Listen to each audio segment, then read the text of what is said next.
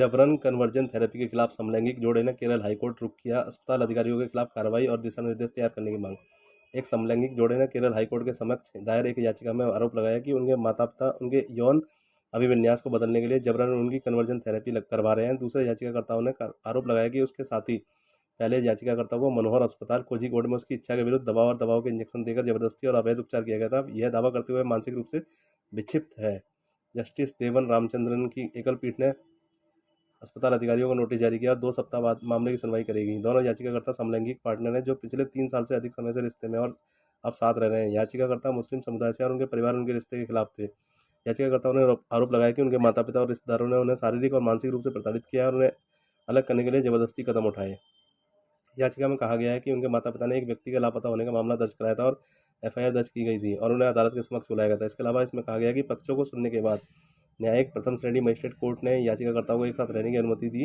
याचिका में कहा गया कि पहली याचिकाकर्ता को उसके माता पिता ने अवैध रूप से हिरासत में लिया था। दूसरी याचिकाकर्ता ने हाईकोर्ट WPC संख्या 555/2023 का दरवाजा खटखटाया था।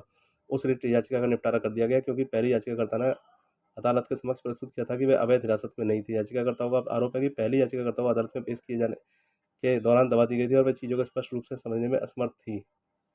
याचिकाकर्ताओं का आरोप है कि पहली याचिकाकर्ता को मनोहर अस्पताल कोझिकोड में कन्वर्जन थेरेपी दी गई थी और उसकी इच्छा के विरुद्ध डॉक्टर द्वारा उसका इलाज किया गया था। याचिका में कहा गया कि अस्पताल के अधिकारियों द्वारा किए गए ऑपरेशन के ये तरीके मानसिक स्वास्थ्य अधिनियम और भारत के संविधान द्वारा परिकल्पित याचिकाकर्ता के मौलिक अधिकारों का स्पष्ट उल्लंघन थे।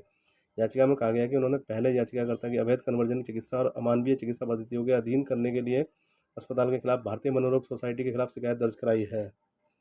यह आरोप लगाया गया था कि मानसिक स्वास्थ्य अधिनियम के तहत पंजीकरण के बिना कई अस्पताल पारिवारिक दवा के कारण मनोरोग उपचार की आड़ में याचिकाकर्ताओं जैसे व्यक्तियों को धर्मांतरण या सुधारात्मक उपचार के अधीन कर रहे थे। याचिकाकर्ता ने आरोप लगाया कि उसे दी गई दवाओं के बारे में जानकारी नहीं दी गई और जबरदस्ती कन्वर्जन थेरेपी दी गई। याचिकाकर्ता ने यह बताने के लिए विभिन्न चिकित्सा अध्ययनों पर भी भरोसा किया कि कन्वर्जन चिकित्सा अवैज्ञानिक और अवैध थी। इस प्रकार उन्होंने लोगों के यौन रुझान, लिंग पहचान और लिंग अभिव्यक्ति को बदलने के लिए कन्वर्जन थेरेपी या किसी भी प्रकार के जबरन उपचार या चिकित्सा पद्धति को अवैध, असंवैधानिक और संविधान द्वारा गारंटीकृत मौलिक अधिकारों का उल्लंघन घोषित करने के निर्देश देने के लिए न्यायालय का दरवाजा खटखटाया। उन्होंने ऐसे उपचारों को अवैध बनाने के लिए मानसिक स्वास्थ्य दिशा निर्देश तैयार करने की भी मांग की है।